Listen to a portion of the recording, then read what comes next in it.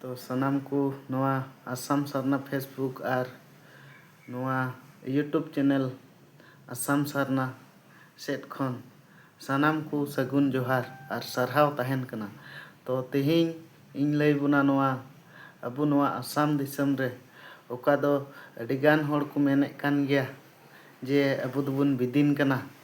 मेनखान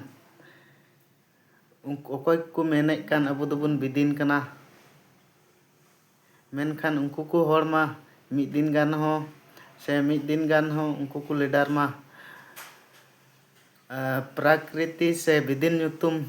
ते आंदोलन हो बकु इदी को पब्लिक को और उनको को मेने कना बोले अबु दुबुन अबु संताल समाज दो बिदिन धर्म समाज से संताल समाज दो बिदिन समाज कान तबुना अदो नवा रिया गे कथा दो बोले मिद दिन गान हो बकु धरना बकु ये लगाव कदा बकु प्रोग्राम लगाव कदा और उनको उकालका को लई दरिया कना जे बिदिन कना बुन हेन कना बुन तेन कना बुन और दुख और भवना रिया कथा दो मिटे नवा गे हिजु कना जे अबु नवा आसाम दिसम रे जहाँ तिनाग गे अबु संताल आदिवासी बुहा को मेना बुन तो उनको को होड़मा नोंडे आसाम रेमा संगी गे अबु आदिवासी संताल अतु रे संगी अतु रे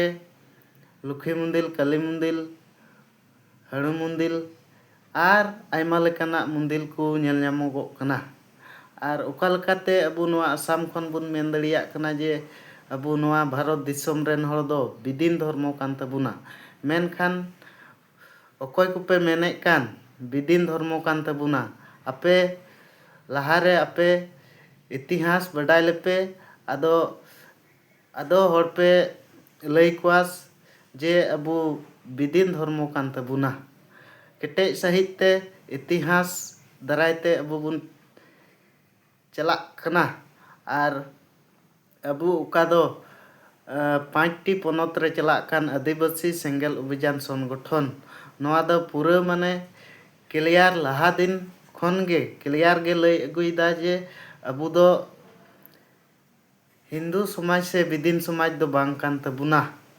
और एन रहो अबु नवा आसाम दिसम रेन होड़ चिकाते बाबुन बुझाव दड़िया कना जे अबु दो बिदिन समाज दो बाबु लई कते सारना समाज से सारना धर्म बुन लई लिखान अबु मिटेन धर्म रिया परिचय से अबुआ हसा भाषा जाति धर्म बंचाव रिया अत अवसर बुन ᱧᱟᱢᱟ और बांखान अबु जुदी हाना नवा धर्म बुन लैया ओना लेकाते दो ओकोय चोय लैया बिदिन ओकोय चोय लैया सारना ओकोय चो जे कोचोंगे लई किदा ताहले अबु उनका खाय ओकालकाते अबु बुन ᱧाम दड़िया कना जे धर्म कोड दो नवा को कथा गे अबु नवा आसाम दिसम रेन बोयहा मिश्रा को लगी कथा कना दिसे दोहो का जुड़ और बहक रे भराव का जुड़ तबुना और जस्ती कायते दो अबुरेन ओलोग पढ़ा को अडिगान कुड़ी कोड़ा अबु लेकान को मेना को गया मेनखान उनको दो नवा समाज कमी रे दो बांग को गणो कना अडिगान स्टूडेंट को हो अडिगान कोड़ा कुड़ी को नेलोगोआ मेला छाता करे छपरी डान करे गे गणो उनको मेना आ निया को कथा रोड कते गे माने इन दाइन मुचाद जोहार इमा बुन कना मा सनाम को दोढ़ाते जोहार।